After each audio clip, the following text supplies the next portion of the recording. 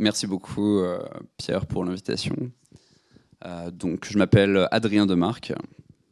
Donc, j'ai fait un doctorat à l'université Paris-Saclay, enfin, à l'époque où Polytechnique était encore dans l'université Paris-Saclay.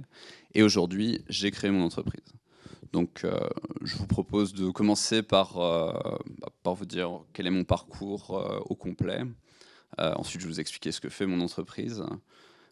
Vous dire quel organisme, vous parlez d'Entrepreneur First, un organisme qui m'a permis de faire arriver cette entreprise à la réalité. Je vais vous parler très rapidement du doctorat et pour finir, je vais conclure. Donc, je m'appelle Adrien Demarque. Initialement, j'ai étudié à Polytechnique, donc j'ai fait plutôt de la finance quantitative. En 4e année, je suis allé faire le master qu'on appelle El Karoui à Paris 6, probabilité et finance, parce que j'étais très intéressé par la possibilité d'appliquer des mathématiques au vrai monde. C'était majoritairement ça qui m'avait attiré dans ce parcours. Donc par la suite, je suis allé travailler pendant à peu près une année chez Goldman Sachs à Hong Kong. Et ensuite, j'ai voulu aller plus profondément dans la technique, donc j'ai décidé de faire un doctorat à Polytechnique en maths financières et optimisation. Mais c'était quand même des vraies maths. Ensuite, j'ai commencé un postdoc et j'ai démissionné et j'ai lancé mon entreprise. Voilà.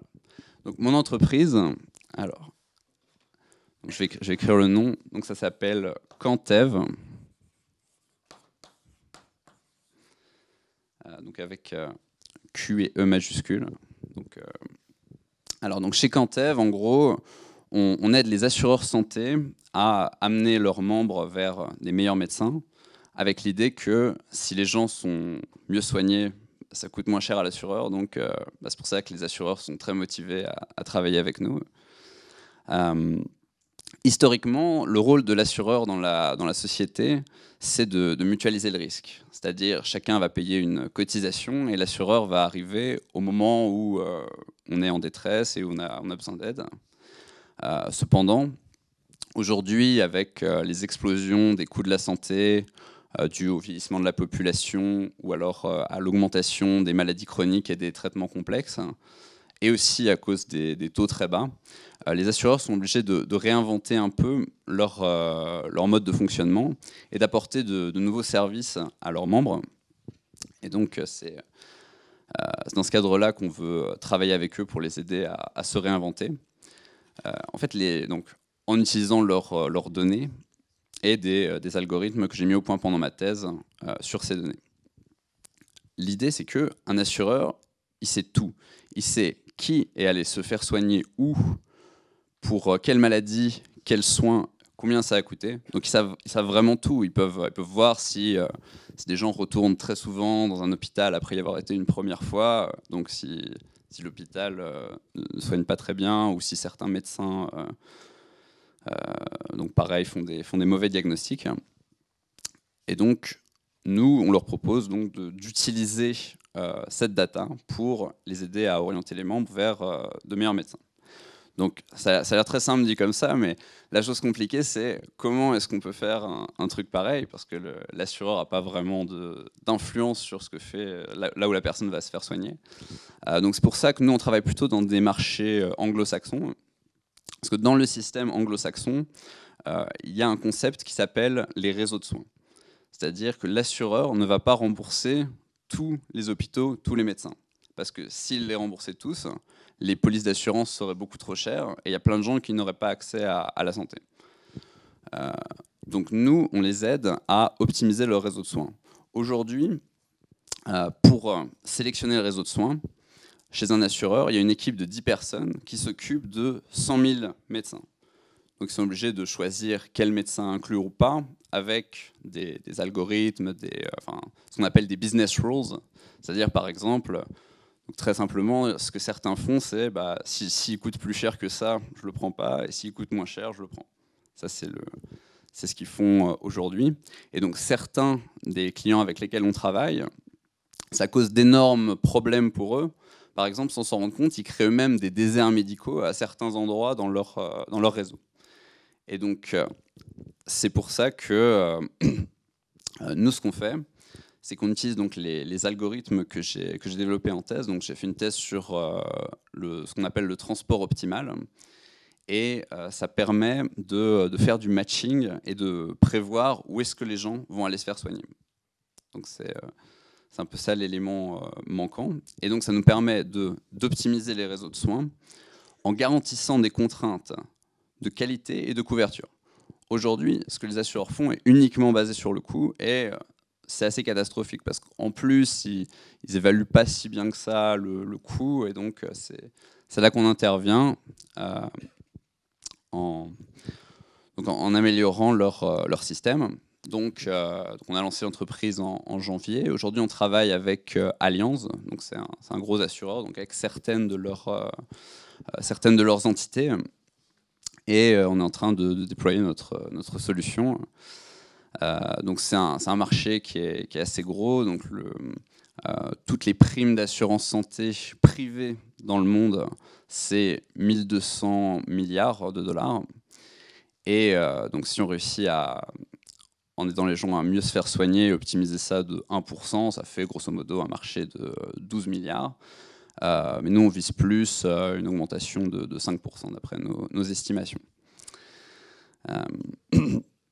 Donc, pour créer une entreprise, c'est pas forcément une bonne idée d'y aller seul. Donc, c'est pour ça que j'ai cofondé cette entreprise avec donc un associé. Donc, c'était un des premiers data scientists du Data Innovation Lab de AXA. Donc, il connaissait les problèmes, ce qui est fondamental ici. Il faut comprendre les process des assureurs pour pouvoir aller leur vendre des solutions. Parce que si on ne comprend pas son client, ça ne peut pas marcher. C'est une des grosses difficultés quand on sort de l'académique et qu'on doit aller créer des entreprises, c'est trouver ce qu'on appelle le market fit, c'est-à-dire qu'est-ce qu'on va pouvoir faire pour le client. Parce qu'on a tous énormément d'a priori, et en général, ils sont tous faux. Donc, quelque chose qu'il faut faire quand on est entrepreneur, c'est d'aller proposer des choses, de se faire rejeter parce qu'on est complètement à côté de la plaque, et de réitérer jusqu'à trouver la bonne idée, entre guillemets. Enfin, au-delà de la bonne idée, la bonne façon d'appliquer cette idée.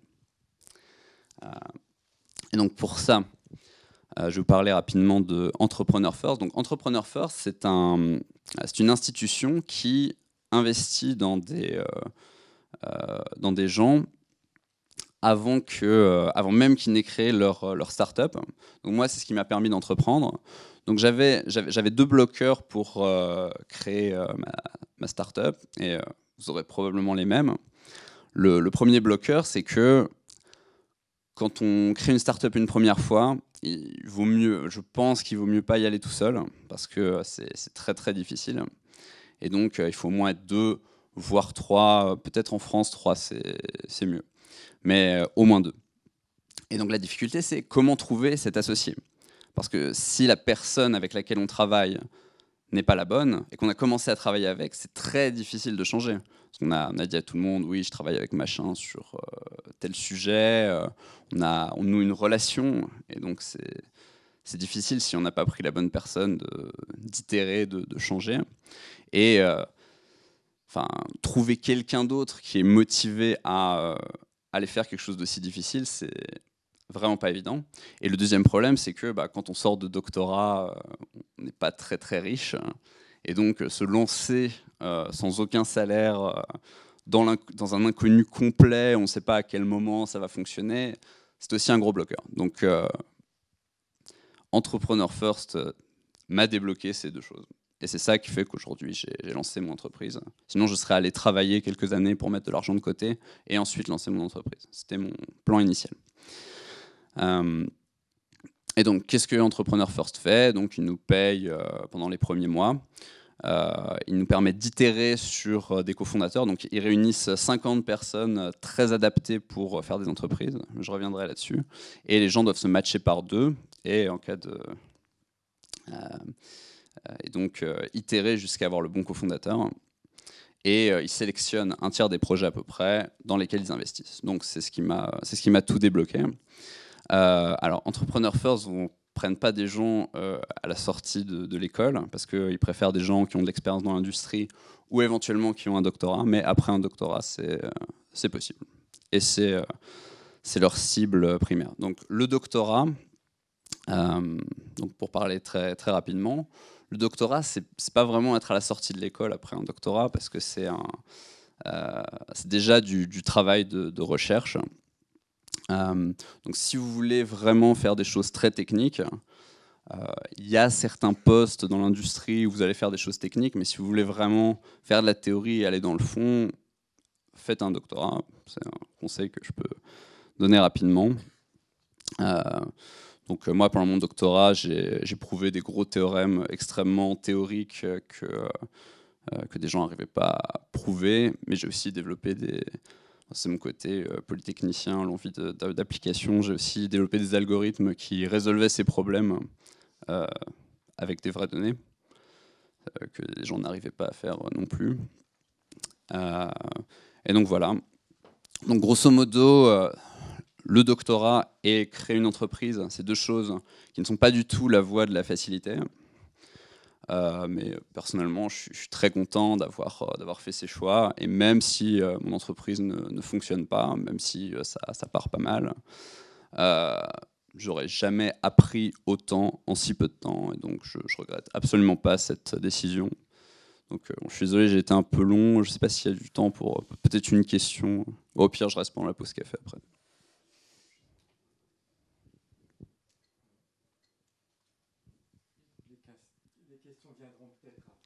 Ouais. Merci beaucoup. Ah, non, j'en ai une là.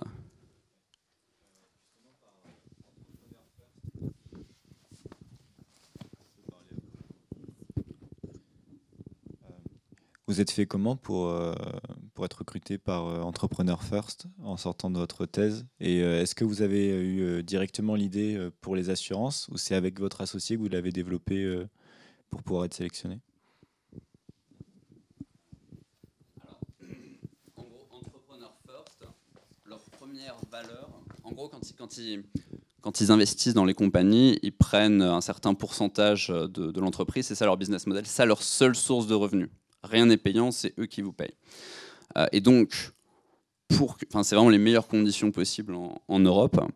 Donc pour que leur modèle marche, il faut qu'il y ait des gens très très bons qui aillent faire le programme pour attirer d'autres gens très très bons et faire des équipes de gens très très bons. Et donc, ils font ce qu'on appelle du business développement, c'est-à-dire ils harcèlent les gens sur LinkedIn en leur montrant les conditions. Et moi, ça correspondait exactement à ce que je cherchais, donc c'est pour ça que je me suis lancé dedans. Mais alors, ils commencent à faire de la com. Moi, j'étais dans la première cohorte, donc c'est pour ça que j'ai plutôt été recruté par LinkedIn. Mais là, ils commencent à faire de plus en plus de marketing pour être un peu connus. Parce qu'à l'origine, c'est un programme anglais, donc qui existe depuis 2011-2012. Et ils se sont lancés en France que très récemment. Et donc, l'idée des assurances vient de mon cofondateur qui venait du AXA Data Innovation Lab. Moi, comme vous l'avez peut-être compris, j'ai plus une spécialité finance quantitative ou alors optimisation. Ce qui fait que je connais un peu les assurances, mais je ne connais pas les process opérationnels, qui est une partie essentielle de l'idée. Et donc, en effet, dans Entrepreneur First, l'idée, c'est que l'idée sur laquelle on travaille vient du couple conforme.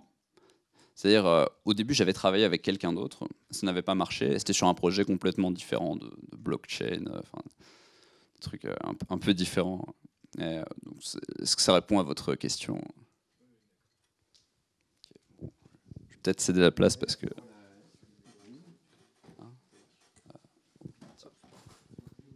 Bien joué. Bonjour à tous. Donc moi je suis Edwin Grappin. J'ai monté une boîte qui s'appelle Screenseed. Et donc c'est une boîte, je vais vous expliquer un peu ce qu'elle fait. Je vais aussi vous parler un peu de mon parcours. Et surtout mon objectif c'est de ne pas parler longtemps pour vous laisser plein de temps pour poser plein de questions à la fin. Donc voilà, il faut que vous réfléchissiez pas à ce que je dis mais à ce que vous allez vouloir poser comme question par la suite. Donc moi j'ai fait comme étude, j'ai fait l'ENSAE et puis ensuite j'ai fait un master qui s'appelle le master MVA qui est un master à l'ENS Cachan, qui est en machine learning et reconnaissance d'image. C'est un super master. Je sais pas, vous êtes en M1 ou M2 là? Ok. Bah, pour les M1 qui veulent faire un M2 ou les M2 qui ensuite veulent refaire un M2, c'est vraiment un super master. Donc voilà. Et ensuite, j'ai fait une thèse rattachée à l'ENSAE, au laboratoire du CREST, qui était à Paris-Saclay, puis maintenant qui vient de changer d'institut.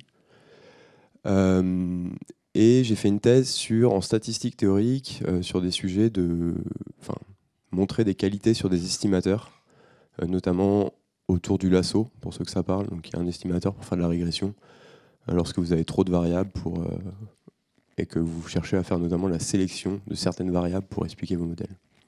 Voilà. Donc ça, c'est ce que j'ai fait en thèse. Et en parallèle, j'ai commencé à monter avec un ami une première boîte. Donc c'est Pierre Cordier qui a fait l'ENSAE avec moi. C'est comme ça qu'on s'est rencontrés. Et on a commencé par faire du conseil avec le principe qu'on n'avait pas trop de bonnes idées encore, mais qu'il fallait se faire un peu d'argent pour pouvoir financer des projets qui après nous faisaient marrer d'un point de vue maths et peut-être monter une boîte grâce à ça. Voilà, donc ça c'était un peu l'idée de départ. On a eu plein d'idées, il y en a plein qui ont loupé. On a commencé par faire de la reconnaissance d'image dans le sport. Alors j'ai un défaut, je fais un sport qui s'appelle l'Ultimate Frisbee. Et en fait, quand vous voulez faire de l'image dans le sport et que vous faites de l'Ultimate Frisbee, vous voulez faire de l'image dans le sport pour l'Ultimate Frisbee. Et ça, c'est la pire idée au monde parce qu'en fait, il n'y a pas de business. Donc, hop, ça, on l'a chanté. Et après ça, à un moment, on a commencé à discuter avec d'autres gens. Et en fin de thèse, j'ai discuté avec mon père, qui est chercheur en biologie, et qui m'a raconté qu'en fait, on a un problème en biologie, c'est pouvoir mesurer en fait, des tests sur la germination des graines. Pourquoi c'est un problème? Parce qu'en fait, si vous voulez découvrir des nouvelles molécules, en fait, il faut faire plein de tests jusqu'à ce que vous trouviez une molécule qui fonctionne. Et en fait, pour faire ça, c'est un peu l'enfer parce que, en bref, il y a très peu de molécules sur lesquelles vous savez à l'avance que ça va fonctionner. Donc, si vous voulez voir si ça marche, faut en tester plein. Et en tester plein, il faut des humains qui regardent à la main sur des toutes petites graines si ça a germé ou pas. Regardez ça tous les jours. Et puis la petite blague, c'est mince, mon expérience, elle a germé ce week-end où j'étais au mariage de ma grand-mère et donc pour le coup, j'ai pas pu voir l'expérience, il faut tout recommencer, on reprend. Après, mince, les frigos, ils ont planté, donc il faut encore recommencer, etc. Donc nous, on s'est dit qu'on allait essayer d'automatiser ce process pour permettre aux gens d'avoir un suivi continu de leur germination et en même temps de pouvoir le faire à très grande échelle en l'automatisant. Et c'est là où les maths sont un peu rentrés dans l'équation, puisqu'en fait, on s'est dit, ça, c'est un problème en reconnaissance d'image qui est totalement facile, on va y arriver du premier coup, on n'en parle plus. Bon. Ça fait maintenant 1 an et demi, 2 ans qu'on est sur ce problème, donc c'est pas du tout aussi simple que ce qu'on pensait. Mais c'était ça l'objectif du début. Alors juste pour vous donner un peu de contexte, nous on travaille sur 3 parties. On a dû construire nous-mêmes des robots, parce qu'on s'est rendu compte que pour faire du machine learning, il fallait des données. Et puisqu'en fait, des données sur des petites graines qui germent, il n'y en a pas non plus des milliards sur Terre, contrairement si vous faites sur Google, je veux apprendre à classifier des chiens ou des chats, ça c'est facile. Dire si une graine a bien germé ou pas, vous n'avez pas masse de données pour faire ça. Donc on a dit, ok, on va se mettre à construire des robots qui vont prendre ces images au fur et à mesure, et à partir de ces images, on va enfin pouvoir classifier. Après, on s'est dit, c'est chouette de vouloir classifier des images, germer, pas germer, mais en fait, il faut aussi des humains qui annotent ces images pour nous dire pour nous créer une base de données avec de quoi apprendre. Donc ça a pris aussi du temps. Ça y est, on a à peu près atteint cette étape. Donc maintenant, on peut enfin faire du machine learning et jouer avec nos données. D'ailleurs, j'ai vu qu'il y avait un des élèves, Karim, je ne sais pas où il est, qui m'a aidé cette année avec un groupe de stat-app, donc de stats appliquées de l'ENSAE. Et donc, grâce à lui, maintenant, ça marche vachement bien, donc on est assez content. Grâce à lui et ses collègues. Voilà. Et enfin, on développe du software, parce qu'à la fin, ce qu'il faut pour nos clients et nos utilisateurs, c'est d'avoir une interface qui vous permet de concrètement voir les résultats de ces expériences et de pouvoir dire est-ce que c'est possible de comparer telle molécule à telle molécule et être sûr qu'effectivement il y a un impact sur la germination, notamment dans des conditions soit de maladie, soit de grand froid, soit de grand chaud, etc. Voilà. Alors juste pour vous donner un tout petit exemple, ça c'est une expérience. Alors une graine là, ça fait 200 à 300 micromètres, donc c'est tout petit. Ça s'appelle Arabidopsis thaliana, pour ceux que ça intéresse. En bref, c'est l'équivalent de la souris chez les plantes. C'est un peu la plante de référence. Et donc, si vous voulez faire des premiers tests sur des molécules, vous ne commencez pas sur des humains, vous commencez sur des souris. Là, c'est un peu la même chose. Avant de le faire sur maïs, en champ, vous faites sur Arabidopsis thaliana en laboratoire. Et donc, l'idée, c'est de faire ça fois 100 000. Et si vous faites ça fois 100 000, vous avez peut-être une chance de trouver une molécule. Voilà. Et à la fin, les résultats que ça vous donne, c'est si vous testez 3 molécules différentes, alors, désolé, on voit pas grand-chose, vous avez des pourcentages de germination au cours du temps. Et en fait, ce qui intéresse nos utilisateurs, c'est ces courbes. Et c'est de pouvoir dire, la molécule qu'on a testée en vert clair, elle a l'air de marcher vachement mieux que la molécule qu'on a testée en vert foncé. Et donc, ça serait peut-être intéressant de continuer à faire de la recherche avec cette molécule pour que ça fonctionne. Voilà. Donc ça, c'est ce qu'on fait. Et après, donc, en termes de... moi, une question que je me suis toujours posée, c'est pourquoi je fais des maths si j'ai envie de monter ma boîte ? Parce que j'ai envie de monter ma boîte depuis toujours. Et les maths, c'est pas que ça sert à rien, mais c'est ultra abstrait. Est-ce que c'est utile de faire les deux ? Est-ce que ça peut m'aider à faire une boîte ? Et puis après, il y a l'autre question, est-ce que je peux continuer à faire de la recherche, parce que j'aime ça, en montant ma boîte ? Alors, au début, j'étais super optimiste, je me suis dit, ouais, je vais pouvoir continuer à faire un tiers de mon temps en recherche. Bon, au début, quand vous montez votre boîte, c'est mort. Vous réparez des imprimantes tous les jours, et donc la recherche, vous arrêtez un petit moment. Et puis au fur et à mesure, votre boîte, elle commence à un peu avancer, et en avançant, vous pouvez enfin vous poser des problèmes un peu plus intéressants. Donc c'est comme ça qu'on a commencé à bosser avec des étudiants en machine learning, etc. Et puis plus le projet avance, moins il y a de petits problèmes qui vous embêtent, et plus vous pouvez commencer à passer du temps sur des choses qui vous intéressent. Et donc là, ça y est, je me suis amusé depuis que Pierre m'a appelé pour venir parler ici, à mesurer un peu combien de temps je passais à faire vraiment de la recherche, de la R&D un peu plus appliquée, etc. Et j'arrive à peu près à passer un tiers de mon temps en ce moment à lire des articles qui ne sont pas directement utiles pour la boîte, mais qui permettent de faire avancer les choses. Et donc, pourquoi je vous dis ça, c'est que c'est totalement possible de... Alors, je ne vais pas dire que je fais de la recherche, parce que je n'écris pas d'articles, je n'ai pas du tout le temps de refaire des théorèmes à fond, etc. Mais par contre, vous pouvez encore continuer à toucher à ça, et surtout à bosser avec des gens qui bossent là-dessus, quoi. Donc c'est possible de rester en contact avec la recherche tout en montant une boîte. Voilà. Alors ça prend du temps, il faut dormir un peu moins, mais ça marche. Voilà. Et après, ce qui est super intéressant dans le fait de faire une thèse pour monter une boîte, je pense, c'est qu'en fait, ça vous donne confiance en vous. C'est tout bête, mais vous savez que sur vos projets techniques, peut-être pas vous, mais il y a des gens autour de vous qui vont peut-être réussir à résoudre le problème avec vous, quoi. Et ça, d'avoir pu réfléchir pendant 3-4 ans sur un sujet bien pointu et avancer dessus, en fait, mon sentiment, c'est que ça vous donne vraiment un outil pour dire « Ok, en fait, c'est juste un problème aussi difficile que ma thèse, ou peut-être un peu plus facile ou un peu plus difficile, mais on est dans le même ordre de grandeur. Et donc, on devrait y arriver à la fin quelque part, quoi.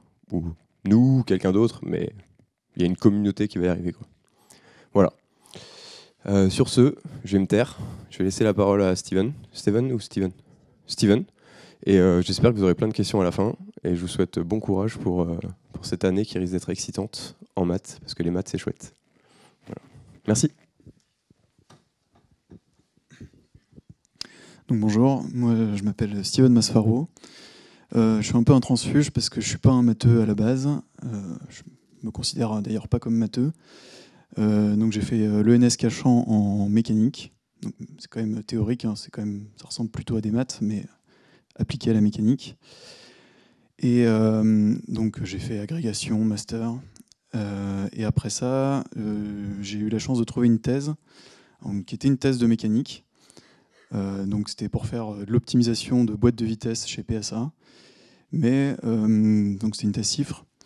Et la thèse CIFRE, dans la construction du sujet, il avait été décidé par l'industriel d'aller chercher un labo, mais de ne pas aller chercher un labo pour de la mécanique, donc de ne pas s'adresser à un labo de mécanique pour traiter un sujet de boîte de vitesse, mais d'aller chercher un labo de maths appliquées, dans le but de se dire, nous la mécanique on gère, on va chercher un fournisseur d'algorithmes, on va chercher un laboratoire qui aura des idées sur des nouvelles méthodes de pensée. Et donc comme ça, chacun chez soi. Donc voilà, j'ai pu faire l'interface entre le côté maths et le côté mécanique. Donc, a priori, ça s'est bien passé pour ça. Voilà, donc pendant la thèse, pour en dire parler deux mots de ce que j'ai fait, le but c'était de créer des nouvelles architectures de boîtes de vitesse. Donc en fait, on a modélisé le problème, le système mécanique avec des graphes. Et après, le problème, ça a été de générer tous les graphes qui respectent une certaine syntaxe. Donc voilà, ça a quand même été assez théorique au niveau maths. Et donc à la fin de la thèse, on avait développé un logiciel qui générait toutes les architectures de boîtes de vitesse qui répondaient aux besoins de l'ingénieur. Alors le problème, c'est on était dans un grand groupe industriel qui fabrique des voitures et on a créé un logiciel, donc personne ne savait juger de est-ce que notre logiciel était bon, et ça n'intéressait personne au niveau business dans l'entreprise. Donc on a dû, moi et mon associé, donc, qui était un de mes encadrants de thèse, on a dû partir de PSA et fonder une société pour faire vivre l'idée. On n'avait pas d'a priori, on n'avait jamais rêvé tous les deux de se dire ouais, plus tard je monterai ma boîte. On n'y pensait pas du tout. Et en fait, on s'est dit quelle est la meilleure manière de faire vivre le sujet. Voilà, ça s'est imposé. Il fallait monter une société et essayer de commercialiser le logiciel. Alors bon, le business des boîtes de vitesse, c'est quand même un gros marché parce que vous en avez dans toutes les voitures, tous les avions, toutes les motos, etc. Donc c'est quand même un marché à plusieurs milliards d'euros. Mais ça nous semblait un peu compliqué de percer dans ce milieu-là. Donc on s'est dit, on va essayer d'appliquer les mêmes méthodes, donc modéliser des systèmes mécaniques, et puis après essayer de générer tous les modèles qui sont possibles pour faire une méthode de créativité finalement. Bon, on va essayer de faire un logiciel générique on va essayer de trouver la généricité dans cette démarche-là. Donc, voilà, donc on a monté une société qui s'appelle Dessia, donc un peu pour design et IA, enfin dessin, pour le dessin technique. Et donc notre discours après, il a beaucoup évolué. Ça fait quasiment plus de 2 ans maintenant qu'on a monté la boîte. Et finalement, notre proposition de valeur, c'est d'automatiser. On ne l'avait absolument pas formulé comme ça avant. Mais en fait, on automatise la conception mécanique. Et donc, vous utilisez moins de personnes pour faire le même travail. Et donc, c'est très intéressant au niveau business pour nos clients industriels. Voilà. Juste peut-être, je ne vais pas parler trop longtemps de moi, mais peut-être un conseil pour ceux qui voudraient je sais pas, monter une boîte ou en tout cas résoudre des problèmes, faire des maths appliquées, faire des maths très appliquées. Ce que je pourrais que trop vous conseiller, c'est d'aller voir dans les entreprises, d'essayer de vous frotter à ce que sont les vrais problèmes des gens, en fait. Parce que c'est très facile quand on est un peu bon en théorie, qu'on a un esprit assez abstrait, on intellectualise assez vite. Dès que quelqu'un nous parle d'un tout petit problème qu'il a, tout de suite on se dit ah bah oui, mais tu pourrais le résoudre comme ça, t'es un peu trop con, quoi. Pour le dire, on est toujours un peu condescendant en fait vis-à-vis des problèmes pratiques des gens. Et en fait, ce que j'ai appris, c'est que il faut vraiment, le diable se cache toujours dans les détails. Et un petit problème, ce que vous pourriez intellectualiser en 2 minutes et dire bah ouais, moi j'ai la solution parce que moi je fais des maths. C'est jamais aussi simple. Et il faut vraiment passer du temps avec les gens, comprendre quels sont leurs vrais problèmes, les modéliser et puis faire des itérations. Ça prend beaucoup de temps. Et je pense que donc le meilleur moyen, si vous voulez faire ce genre de choses, déjà une thèse c'est pas mal. La thèse CIFRE, ça permet de mettre un pied dans l'entreprise. Mais après, c'est pas toujours suffisant parce que vous serez peut-être embarqué dans un sujet qui sera très recherche, vous n'aurez pas une vision globale de l'entreprise, de ce qu'elle fait, où sont les vrais problèmes.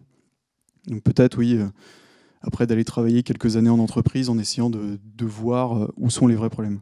Et pourquoi je dis travailler dans l'entreprise, c'est plutôt le problème aussi de pas mal d'étudiants, c'est que quand ils se disent je vais monter une boîte, donc je vais résoudre un problème, et tous les problèmes qu'ils connaissent, c'est que des problèmes de consommateur final, quoi. C'est je sais pas, j'ai pas une app pour payer dans les bars, quoi, ou ce genre de problème. Bon, ça c'est pas des vrais problèmes.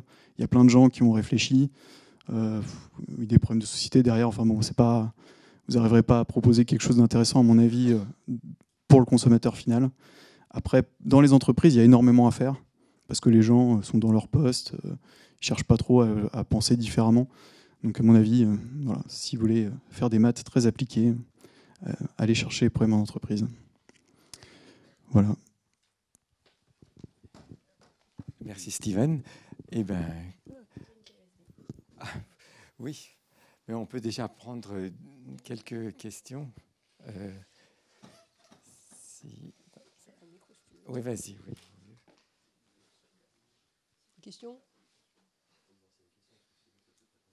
Oui, peut-être juste dire un mot. Donc, Adrien a pas mal parlé du dispositif qui l'a aidé à démarrer, alors que Edwin et Steven ne l'ont pas fait parce qu'ils ont des histoires différentes.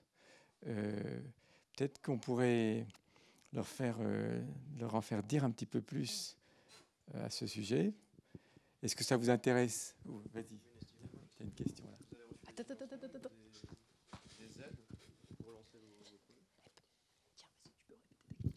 Est-ce que vous avez reçu des financements? Enfin, est-ce que vous avez cherché à en avoir pour vos projets?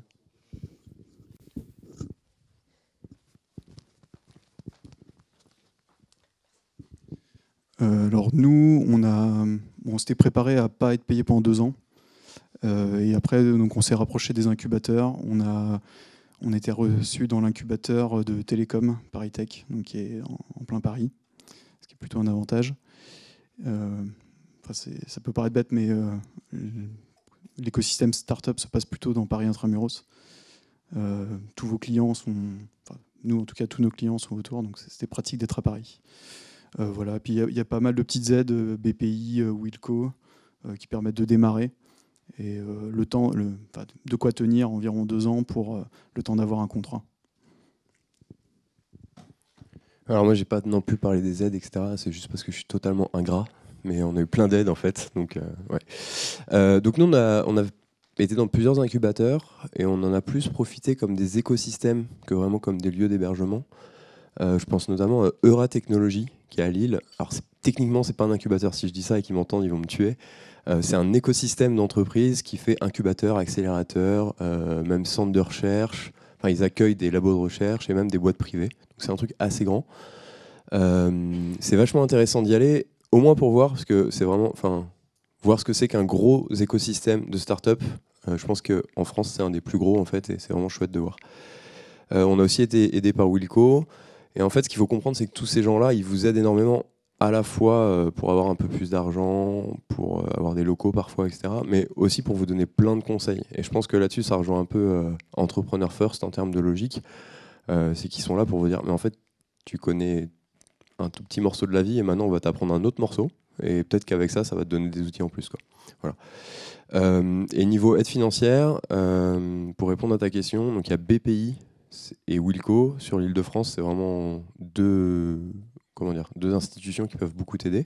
Donc Wilco, c'est des prêts qui sont entre 15 et 30 000 euros par fondateur. Par contre, c'est un prêt directement à toi. Donc si tu te plantes, tu as des dettes.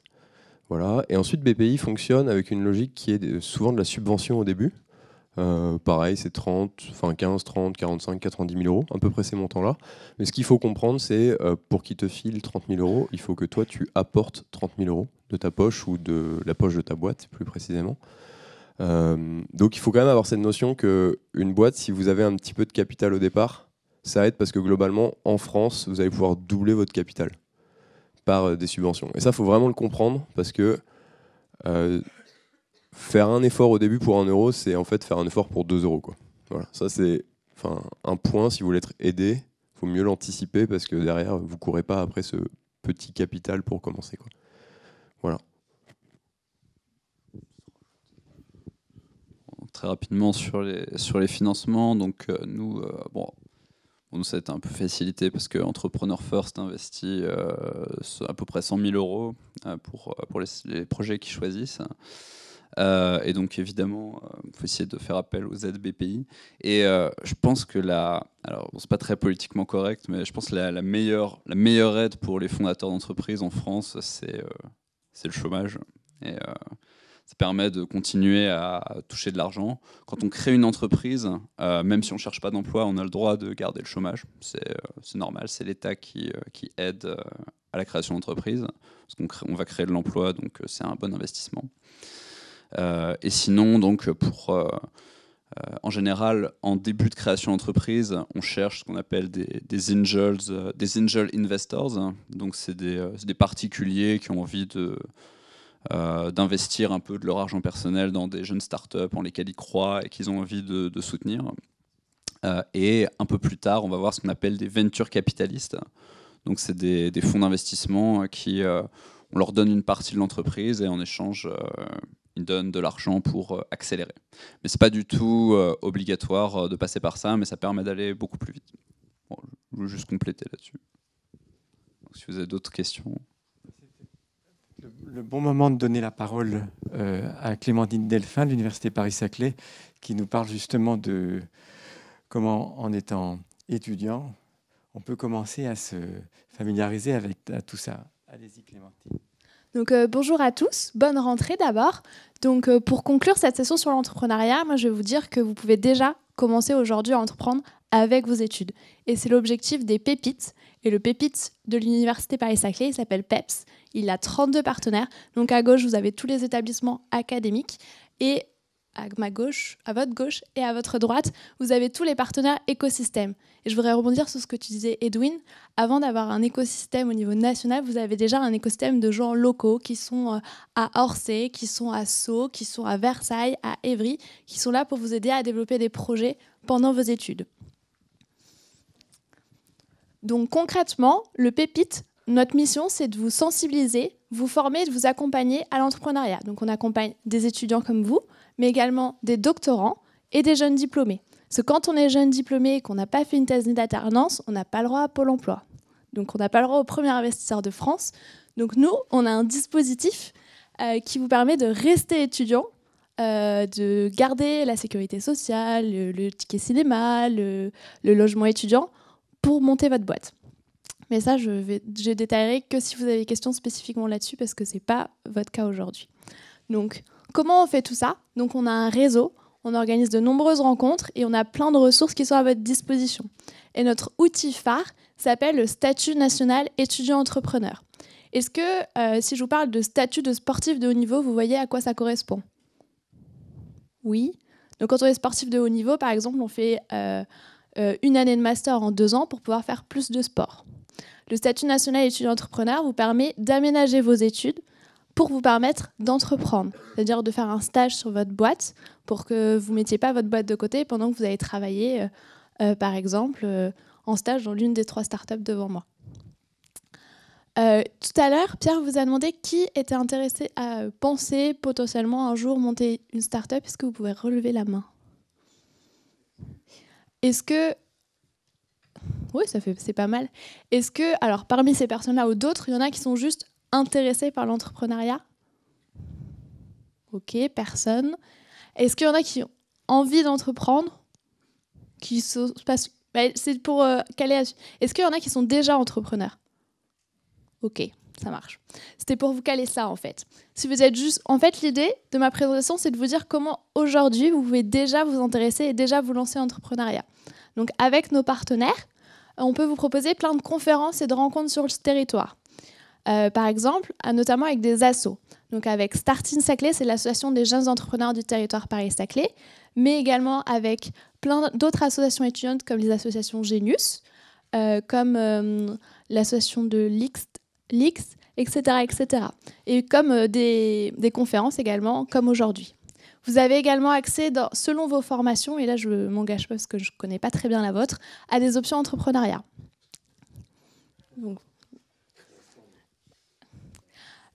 Ensuite, si vous avez envie de vous lancer, mais vous ne savez pas comment vous y prendre, finalement, vous pouvez retourner vers les mêmes associations, mais mettre un peu plus les mains dans le cambouis, avec ce qu'on appelle des hackathons, des startup week-ends, des startup nights, qui sont des événements pendant lesquels vous allez travailler pendant 3 heures, 54 heures, un week-end, 3 jours, à transformer une idée en un projet. Ça peut vous permettre de savoir déjà si ça vous intéresse, si vous aimez ça, et vous mettre dans la position d'un entrepreneur. Si vous avez envie de vous lancer sur plus longtemps, il y a le programme Les Entrep, qui est ouvert et gratuit, qui vous permet de tester l'entrepreneuriat pendant 5 mois. Les inscriptions se font en ce moment et vous pouvez vous renseigner sur le site de l'Université Paris-Saclay. Et il y a aussi des parcours de formation entrepreneuriat, mais je crois que vous n'êtes pas concernés. Quand vous serez doctorant, si vous êtes doctorant de l'Université Paris-Saclay, comme Edwin, vous pouvez suivre le parcours des doctorpreneuriales, qui sont 5 jours de formation entrepreneuriat pour parler de votre thèse, de développer votre projet et potentiellement un jour venir témoigner à la rentrée des masters de maths. Et ensuite, si le jour où vous aurez déjà un projet, à quel que soit son stade d'avancement, vous pourrez demander le statut national d'étudiant entrepreneur pour vous faire accompagner et réussir vos études. Quand vous aurez déjà un projet, vous pourrez aussi participer à 2 autres événements qui sont le Challenge Startup, donc qui a l'édition tous les 2 ans. Donc cette année, au mois de novembre, on organise la prochaine édition. L'objectif, c'est de choisir 15 projets qui vont être accélérés par une 50aine de mentors. Et les 5 meilleurs projets, on part 1 semaine dans la Silicon Valley pour les immerger au d'écosystème américain. Le deuxième événement phare, et là il est ouvert à tous, donc cette année ça sera le 26 mars 2020, donc c'est la journée entrepreneuriat étudiant. L'idée de cette journée, c'est de mettre en avant des étudiants, des jeunes diplômés et des doctorants qui ont un projet entrepreneurial et vont venir pitcher leur projet, vous présenter lors d'un salon et c'est à vous de venir les challenger, dire moi je me vois bien dans ce projet-là, je me vois pas dans ce projet-là, qu'est-ce que tu fais ? Tu fais des grillons, mais pourquoi tu venais de tester des projets, etc. Donc je vous invite le 26 mars à la journée entrepreneuriat étudiant. Et avant tout, le Pépite Peps, comme c'est un réseau, c'est énormément de personnes, donc des personnes dans tous les établissements qui sont là pour vous guider, vous orienter, quel que soit votre stade d'avancement. Donc vous pourrez, je vous demanderai peut-être qu'on vous transmette le PowerPoint, et sur le site de l'Université Paris-Saclay, vous avez les adresses mail de toutes ces personnes-là. Donc je vous remercie de votre attention et je vous souhaite une bonne rentrée.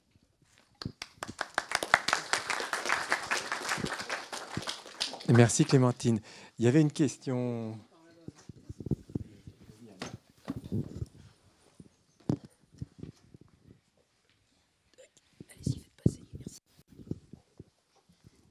Alors ma question c'était sur le fait qu'on a, je pense, plutôt un profil technique, maths, tout ça, et que l'aventure entrepreneuriale c'est aussi beaucoup de business et que c'est pas quelque chose qu'on a dans notre formation. En tout cas, pour ma part, j'ai pas eu ça du tout dans ma formation. Je voulais savoir comment vous avez abordé ces questions business, quelles ont été les ressources qui vous ont aidé pour surmonter. Est-ce que vous avez eu des difficultés là-dessus? Est-ce que vous avez eu des réalisations sur le sujet? Voilà.